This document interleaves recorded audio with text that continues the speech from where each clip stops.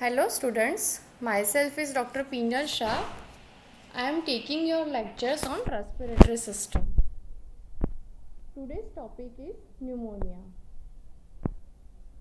Learning objective of today's topic is what is pneumonia, what are the types of pneumonia, what is the pathogenesis and morphological features. Pneumonia, it is defined as an acute inflammation of lung parenchyma distal to the terminal bronchiole, which is consisting of respiratory bronchioles, alveolar ducts, alveolar sacs and alveoli. And consolidation is the term used for gross and radiological picture of the pneumonia. What is the pathogenesis? This microbial pathogen may enter into the lung by most common mode is the inhalation of microorganism into the lower airways. Second is a hematogenous shedding from the extrapulmonary focus. Third is aspiration of oropharyngeal content. And the fourth is a direct extension from the mediastinum or subphrenic abscess. Usually the normal lung is free of bacteria because of so many defense mechanisms at different levels. Whenever these defense mechanisms are impaired or the resistance of the host is lower, the pneumonia can result. The predisposing factor which leads to the pneumonia, one is altered consciousness. If suppose patient is in long standing coma, having a cerebral trauma or seizure, they are having a chance of aspiration of gastric content and leads to aspiration pneumonia. Second is a depressed cough and glottic reflex which occurs in the patients of neuromuscular disorders and thoracico-abdominal surgery. Third is the impaired mucociliary transport which usually occurs because of the certain environmental factors and smokings. Impaired alveolar macrophage function which is also because of smoking, endobronchial obstruction and immunocompromised status. Now coming to the classification of the pneumonia, it is classified according to its anatomical location and second is according to its etiology. According to anatomical location, pneumonia is divided into lobar pneumonia, bronchopneumonia and interstitial pneumonia. And according to its etiology, it is divided into bacterial pneumonia, viral pneumonia and pneumonia from other etiologies. This picture show this is the lobe involvement. So this is a lobar pneumonia. Bronchopneumonia means the involvement of lung parenchyma around the bronchi. So it is a patchy or lobular involvement, that is a bronchopneumonia. And third is a viral pneumonia which involves the interstitium of the lung parenchyma. Now starting with bacterial pneumonia. The bacterial pneumonia have a main two pattern of anatomical distribution. One is a lobar pneumonia and second is a lobular pneumonia. The lobar pneumonia is acute bacterial infection of a part of lobe or the entire lobe. It leads to consolidation of the large portion of the lobe of entire lung. And second is a lobular pneumonia in which the bacterial infection of the terminal bronchiole extending into adjacent alveoli and it leads to patchy consolidation of the lung. This picture, the right figure is showing lobar pneumonia and the left was showing bronchopneumonia. Lobar pneumonia etiology. It is 90 to 95% caused by a pneumococci. That is the most common community acquired pneumonia. The types which cause the pneumonia are 1, 3, 7, 2, out of which the type 3 is most virulent. It may be occasionally due to Klebsiella pneumonia, staphylococci, streptococci or other gram-negative organisms like Pseudomonas and Proteus. Pathogenesis. The most common portal of entry is air passages and the distribution appears to be function of virulence of the organism and vulnerability of the host. The heavy contamination by a virulent organism may evoke the pattern in healthy adults or organism of lower virulence may produce same in predisposed host. In lobar pneumonia, the more extensive exudation which is spread through pores of cone. This copious mucus encapsulation produced by pneumococci protect the organism against the immediate phagocytosis and spread of infection. Morphology of lobar pneumonia. As its name suggests, it is a widespread fibrosuppurative consolidation of the large area or whole lobe of the lung. Sometimes may be bilateral involvement. The lower lobes are commonly involved, and it follows the basic pattern of all inflammation and begins with the serous exudation followed by fibrinous suppurative exudation and ultimately the phase of resolution. It will go into 4 sequential staging. The first is the stage of congestion. Acute inflammatory response to developing bacterial infection, and it is lasting for around 24 hours. Grossly, the involved lobe is large, heavy, red, soft and moist. Cut surface, the involved area are not well defined, but when we compress the lung parenchyma, the frothy fluid will come out. On histological examination, there are dilation and congestion of the capillaries in the alveolar walls, along with a large amount of intra-alveolar fluid with few neutrophils and presence of numerous bacteria within alveoli.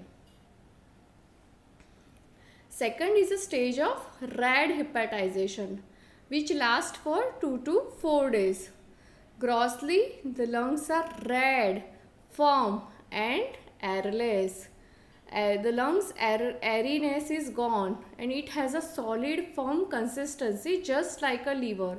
Hence the term hepatization is given. Microscopically, the edema fluid of first stage is replaced by now fibrin strands. There is a marked cellular exudation of neutrophils and extravasated RBCs. These neutrophils started ingesting the bacteria and the alveolar septa now become less prominent. This photograph shows the stage of red hepatization. We can easily see the alveoli are filled with a large number of neutrophils and RBCs along with the fibrin strands. Third is the stage of grey hepatization. This will last for around 4 to 8 days. Grossly, the lungs are firm and heavy. Now the change of color from red to greyish brown, so it is a grey hepatization.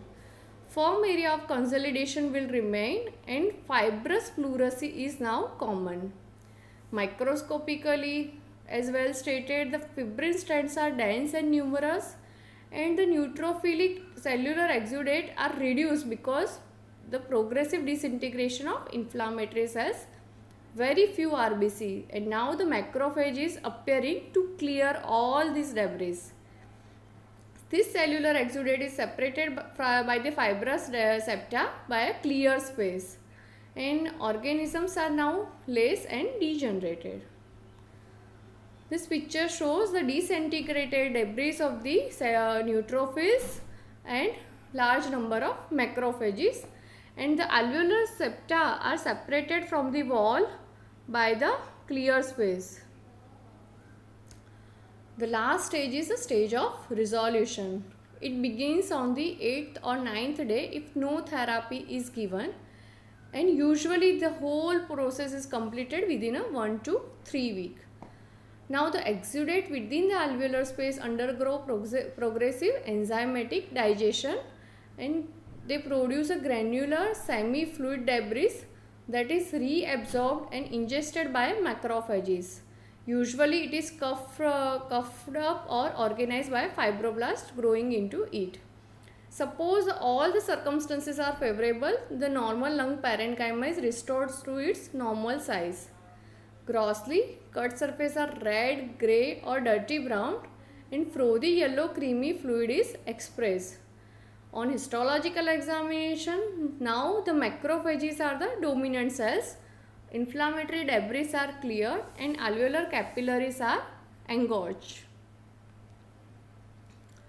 This figure depicts all the 4 stages of the pneumonia. First is a stage of congestion in which we can see there is a large amount of intra-alveolar fluid with bacteria and very less neutrophils.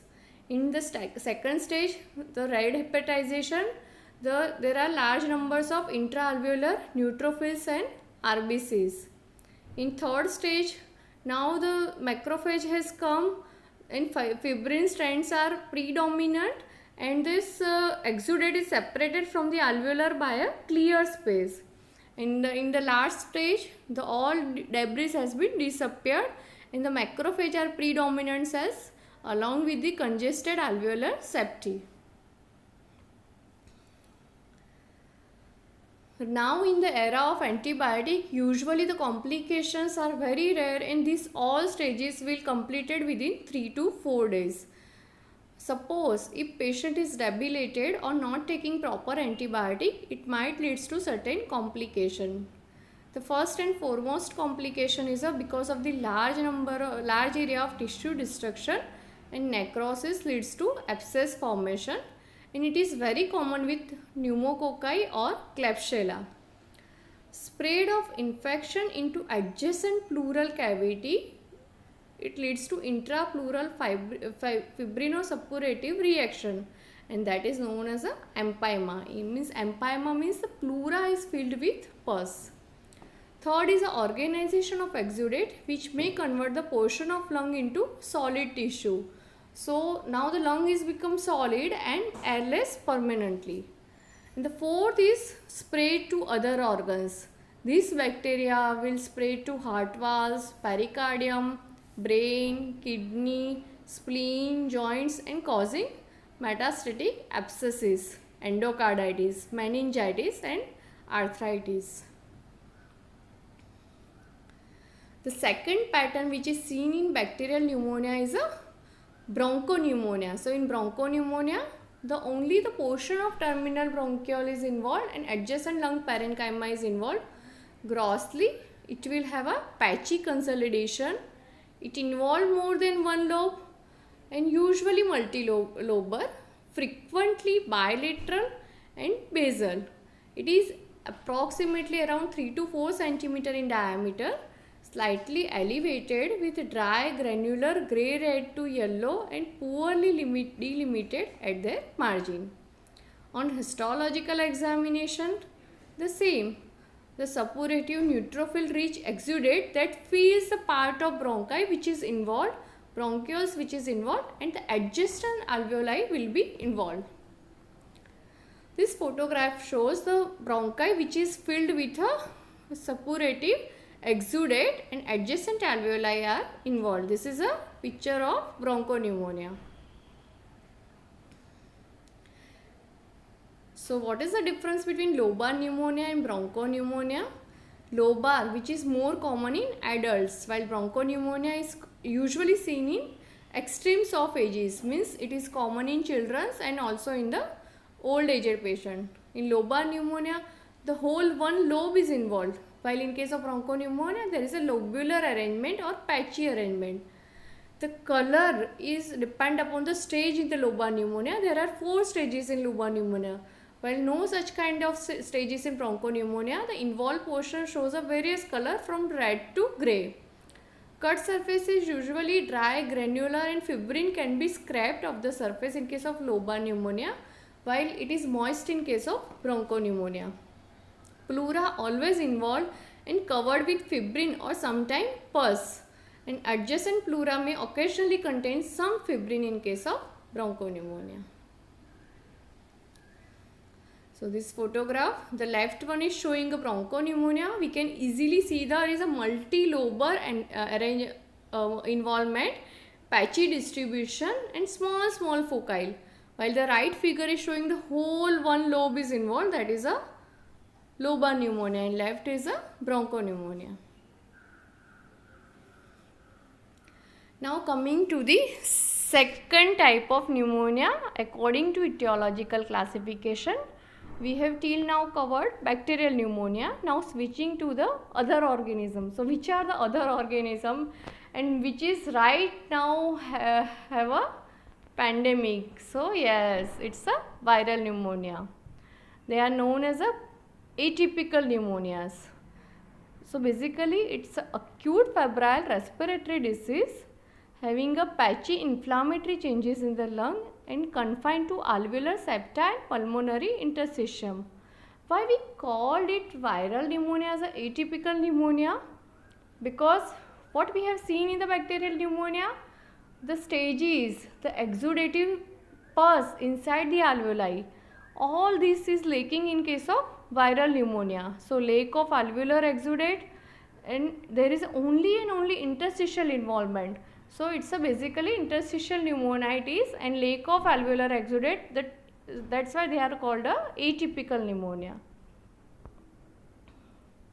So what is the etiology of atypical pneumonia? It is caused by either by the mycoplasma, chlamydia, coxiella, or any type of virus, and predominantly respiratory syncytial virus, influenza, parainfluenza virus, adenovirus, SARS virus, and yes, coronavirus. While the typical bacterial pneumonia or community acquired pneumonia is caused by the bacteria, and most common bacteria is a pneumococci or streptococcal pneumoniae, and other like H. influenzae, so staphylococcus, klebsiella, pseudomonas. All the viral agents produce a similar morphological features. Grossly, the pneumonia are patchy and involve the whole lobe bilaterally or unilaterally. The affected area are red, blue, congested and subcrepitant. On cut surface, the small amount of frothy fluid can be seen and pleural reaction is usually infrequent. Histology that depends upon the severity of the disease. Like certain patient are having a very mild symptom and they won't have a pneumonia. While suppose if patient is having a pneumonia, then there is an interstitial inflammation. So what is the interstitial inflammation? The alveolar septa, they are become widened, edematous, and they have a mononuclear inflammatory infiltration. Mononuclear infiltration in viral pneumonia like lymphocyte, plasma cells and histiocyte. While in case of bacterial, there is a neutrophilic infiltration. The second we can see is a necrotizing bronchiolitis. So necrosis of the bronchiolar epithelium, and they are filled with a mucus secretion. Certain reactive changes might be seen in lining epithelial cells like viral inclusions can be seen, and alveoli, in severe cases the alveolar lumina contain edema fluid and scant inflammation, and might be there is a coating of hyaline membrane can be seen, and alveolar changes are prominent if there is a secondary bacterial infection. So this photograph shows the interstitial inflammation. We can easily see the widening of the alveolar septa, and there is a mononuclear cell infiltration, predominantly lymphocyte. In this alveolar space is clear, but the septa is infiltrated. So it's a interstitial pneumonia. Now coming to the other types of pneumonia, pneumocystic pneumonia. It is caused by pneumocystic carinii, that is a protozoan that produces no disease in normal individual but cause severe pneumonia in patients with a HIV or immunocompromised status. So it's a basically opportunistic infection. Morphology, it's a diffuse or patchy pneumonia. Affected lungs are consolidated, dry and grey. On histology, the alveolar space are filled with foamy amorphous material just resemble as a proteinaceous edematous fluid which composed of proliferating the cyst of this protozoa and cell debris. Interstitial pneumonitis and thickening of alveolar septa along with the mononuclear infiltration is also seen, and again this is also not a bacterial pneumonia, so no exudate. The figure depicts the alveoli are filled with a proteinaceous fluid, and if we do a special stain like a Gomori methylamine silver or any Giemsa stain, we can easily see the cup shape or boat shaped cyst in this fluid of pneumocystic carinii. And the diagnosis is usually done by examining the bowel fluid, sputum or transbronchial biopsy. The second is a Legionella pneumonia. Legionella is a bacteria which flourish in artificial aquatic environment like water cooling system, tubing of system of domestic water supplies. Usually the mode of contamination is a inhalation, and second is a aspiration of contaminated drinking water. It is common in immunodeficiency and organ transplant patient. Third is a aspiration pneumonia. Very well known, the aspiration is usually occurring in case of unconscious patient and patient on prolonged bed rest and lack of ability to swallow or having a loss of gag reflex. It is usually caused by the aspiration of gastric content. In case of aspiration pneumonia, the posterior lobes are most commonly involved, especially the superior segment of the lower lobe, and often lead to multiple abscesses. The one category is a lipid pneumonia. Occasionally the consolidation of lung is secondary to certain obstructive lesion or might be rarely due to aspiration of mineral oils, and that leads to lipid pneumonia.